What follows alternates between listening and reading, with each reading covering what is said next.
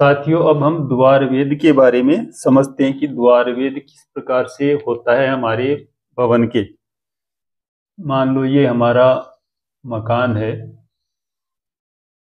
और ये इसका मुख्य द्वार है, को मेन गेट भी बोलते हैं और मुख्य द्वार भी बोला जाता है। भवन मकान चाहे उत्तर मुखी हो, पूर्व मुखी हो, दक्षिण मुखी हो या पश्चिम मुखी हो, सब में एक तरह से ही ये दोष बनता है। इस दोष को द्वार वेद दोष बोला जाता है। अब हम समझते हैं ये किस प्रकार से बनता है। मान लो ये हमारा मुख्य द्वार है और इस मुख्य द्वार के सामने यदि कोई रास्ता हो और रास्ता सीधा आकर हमारे मुख्य द्वार के सामने खत्म हो जाता हो, यानी ये रास्ता बंद हो जाता हो हमारे घर के सामने आकर के, आगे कहीं भी नहीं जा रहा हो, तो इस प्रकार का यदि हमारे घर के सामने कोई रास्ता है तो ये एक प्रकार से द्वार वेद ही माना जाता है। इस प्रकार से इस प्रकार का द्वार वेद यदि किसी भवन के सामने होता है, उसके मेन गेट के सामने होता है, तो घर में रहने वाले उस मुखिया के लिए ये सही नहीं कहा गया है। मुखिया को बार बार परेशानी आती है, घर का जो मेन आदमी होता है उसको बार बार परेशानियों का सामना करना पड़ता है, जिसके इस प्रकार से वो मुख्य रास्ता मेन गेट के सामने आकर पूरा हो जाता हो। अब हम दूसरे प्रकार के द्वार वेद के बारे में समझते हैं।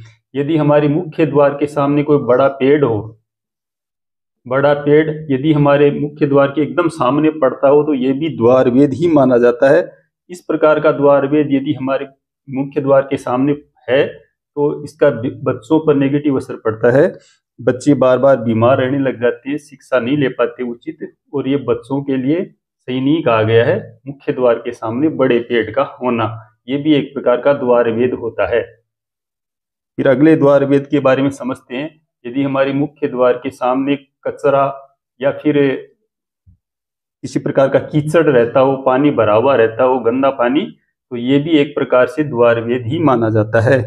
इस प्रकार का द्वार वेद होता है, उस परिवार में बार बार बीमारियों का शिकार होना पड़ता है सभी को, और अनावश्यक व्यय करवाने वाला होता है यदि मकान के सामने पानी का भराव होता हो, कादा या कीचड़ का भराव होता हो, तो ये भी शुभ नहीं कहा गया, इसको भी द्वार वेद ही माना गया है। फिर हम अगले द्वार वेद के बारे में समझते हैं। यदि हमारे मकान के और मुख्य द्वार के सामने कुआं या पानी का टैंक हो, तो ये भी द्वार वेद ही माना गया है।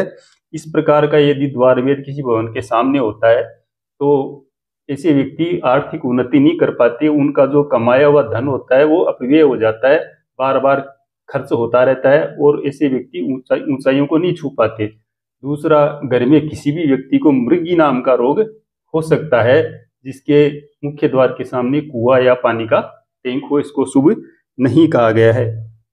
यदि हमारे मुख्य द्वार के सामने कोई देवता का मंदिर हो, देव मंदिर हो, और वो हमारे मुख्य द्वार के एकदम सामने पड़ता हो, तो इसको भी द्वार वेद ही माना गया है। घर में रहने वाले जो घर का स्वामी होता है, मुखिया होता है, उसके लिए विनाशकारक माना गया है, आगे नहीं बढ़ने देता, और बार बार ऐसा परिवार विपत्तियों में आने लग जाता है, बार बार विपत्तियों का सामना इसी परिवार को करना पड़ता है। यदि हमारे द्वार के सामने कोई खंबा हो, सीढ़ी हो, या कोई कोना पड़ता हो, बड़ा पेड़ हो, या फिर यहाँ कीचड़ भरा हुआ रहता हो, ये सभी प्रकार के जो योग होते हैं इनको द्वार वेद बोला जाता है, और ये शुभ फलों को देने वाले नहीं होते हैं। अब हम बात करते हैं द्वार वेद का दोष कैसे नहीं लगता।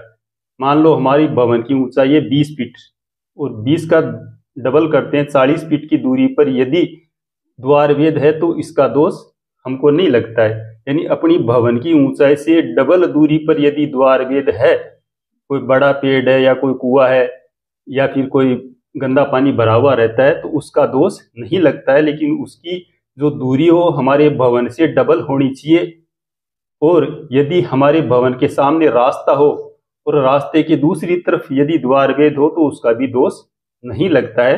अतः इस द्वार वेद यदि घर के सामने हो तो उसको हटा देना चाहिए अपने सुखी जीवन के लिए। साथियों, ये मैंने आपको द्वार वेद के बारे में सरल भाषा में समझाया है। अगले वीडियो में हम भवन के अन्य दोषों के बारे में समझने का प्रयास करेंगे, वास्तु का के अन्य चैप्टर का नॉलेज करेंगे। आशा आपको समझ में आया होगा। नमस्कार।